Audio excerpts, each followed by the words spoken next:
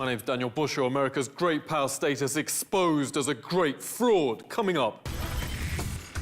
America has the worst infant mortality, the highest child poverty, and the least freedom. Shocking new research. Why kids in the States grow unloved.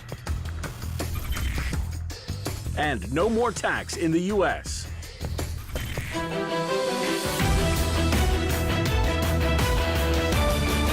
We are the United States of America, the greatest country on earth. Traditions that continue to transform our great nation. Mainstream media is feeding a great lie. On all key indicators, America is now one of the most underprivileged countries in health, including infant mortality, hospital beds per population, and survival past middle age. America's 28th from 30, fighting for last spot in the OECD with Mexico, Hungary, and Turkey. That's an immoral question amongst the humane, in a humane society, to ask that question. Where's the profit here? How is this going to affect our bottom line? How are we going to make money off this sick person? This doesn't look good, folks. It doesn't look good to the rest of the world, and it won't look good to the anthropologists who dig us up hundreds of years from now. They'll wonder, what were these people thinking? What were they? The US is the most dangerous place to live. The most HIV, drug abuse and violence in the West puts it dead last. As for generosity, we have done more good on this earth than any other nation in history. Humble Bill O'Reilly claims America's the most generous nation on the planet. In fact, America is the meanest, the least asylum seekers taken, the worst environmental damage home and abroad, and the least foreign aid. On freedom, these people who hate us because of the freedoms that we have. So-called land of the free is nothing of the sort, with officially the least press freedom, more corruption than Uruguay and Barbados, lowest political participation, lowest proportion of women in politics. On human rights, world ranked 167, and by far the world's most prisoners. Finally, family. To try to promote this institution of marriage, try to promote the family. Republicans especially talk family like they invented it, yet their policies in particular give America the lowest child benefits, in the developed world the most horrific child poverty, and 1 in 2 teens without mum and dad. Seeing married role models like Bill O'Reilly in sex pest lawsuits doesn't help. At least the US had the biggest economy, till now. For the first time ever, most Americans think China has already overtaken them. The mainland became the world's biggest trading nation last week. America's losing 500,000 jobs to it every single year. Chinese economy professor Barry Norton, we're now seeing regular blackouts in the US, falling bridges, roads buckling in storms. Other countries deal with just fine. Is minimal spending on infrastructure a key reason in America's decline?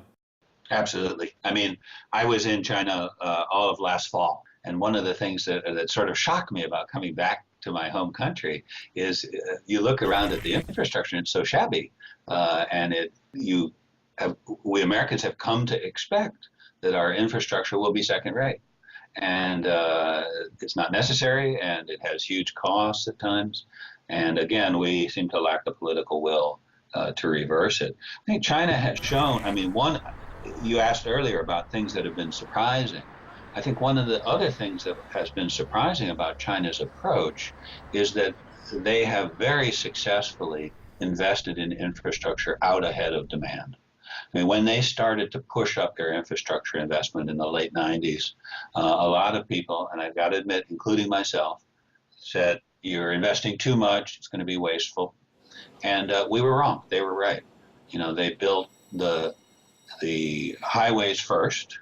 And now we've seen the new high-speed rail and airports. You're pushing down costs of business and you're stimulating the growth of the economy behind the investment. So that's been another big surprise. Yeah, you note benefits of long-term state investment. Has big business convinced Americans that all government is bad? The U.S. has gone much too far in the direction of market fundamentalism. We have lots of immediate problems that we should address in that way. But just predicting, I don't see the political configuration in the U.S. is there yet.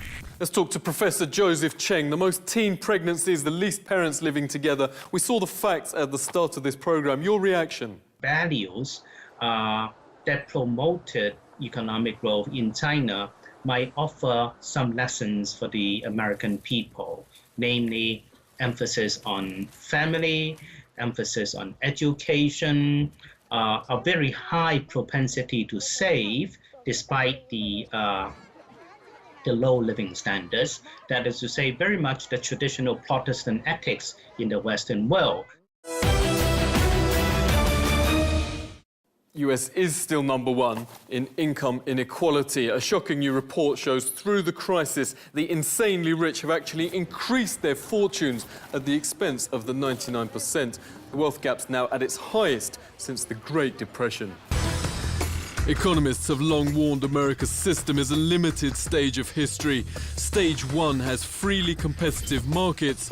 Monopolies develop at stage 2 as oligarchs go criminal.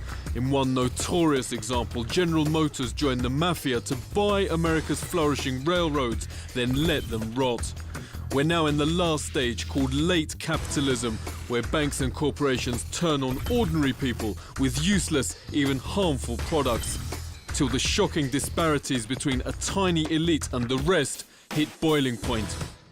But an astonishing study shows Americans have had enough. A stunning 92% of the entire population say they want the Swedish model of income equality over the lopsided US one. Most surprising of all, the quest for parity runs equally through all social lines, Democrats and Republicans, old and young. Psychologist Dr. Ryan Howell, you make the 92% right. In the first comprehensive meta-study between money and happiness, you found the chase to catch the mega-rich is turning people deeply miserable. The United States has won, by and large, is the wealthiest country in the world, though it's not really ever very close to being one of the happiest. Yet it too has a high rate of suicide.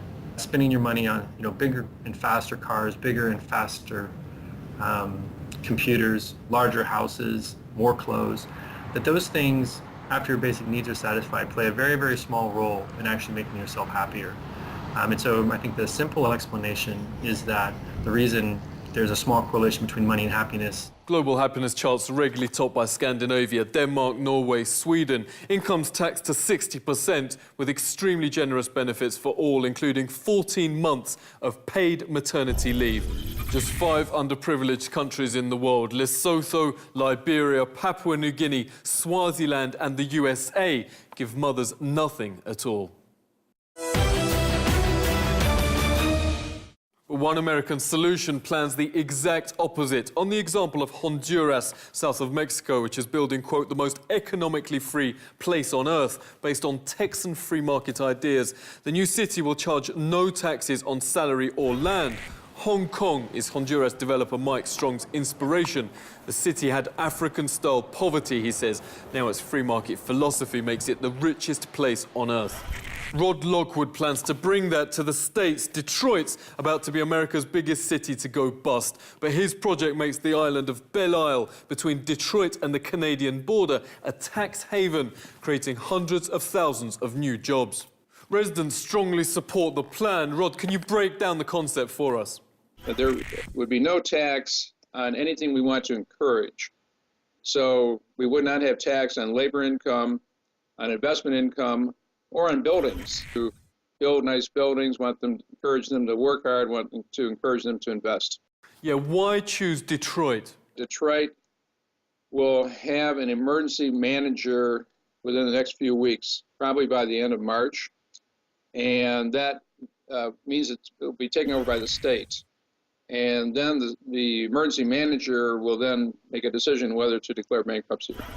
In 1950, Detroit had about 2 million people, and among cities of any size in the United States, it was the richest city on a per capita basis of any city in the country. Now it has shrunk from 2 million to about 700,000 people. It is the poorest city among the major cities in the country. So there is definitely a problem looking for a solution. What caused the loss of population and wealth was the flight of capital outside. It fled the area. And what we need to do is to bring major amounts of capital back in the area. Tax paradise, Swedish model, or the Chinese way, America's treatment of its people may need fundamental change. Whether the elite controlling politicians and media will let that happen is another matter. Seek truth from facts. This is The Truth Seeker.